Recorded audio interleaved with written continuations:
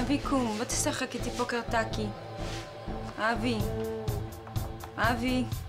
מישהו שם לי סמים באוכל, לירון. אבי. אני מכיר את ההרגשה הזאת טוב מאוד. אני עכשיו בסם. החבר כנסת הזה? אנחנו צריכים לצאת למלחמה נגדו. מה זה, נעמי? תופעות לוואי של דיכאון אחרי לידה? מה? אני רוצה לעזור, מה? והאיש הזה מלכלך את השם שלנו. את השם שלי, את השם של בעלי, את השם של חיים נחמן הקטן שלי. שהתותחים רועמים, אין רחמים.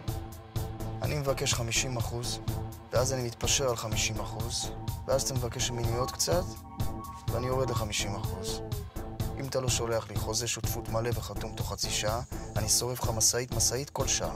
נכון, תמיד התבאסת שהרוסים קיבלו סל קליטה יותר גדול משלך, והם עוד באו בטיסה, אתה באת ברגל, היית מצפה יתנו לכם תוספת על המאמץ. הנה ההשלמה של הסל קליטה שרצית, כך.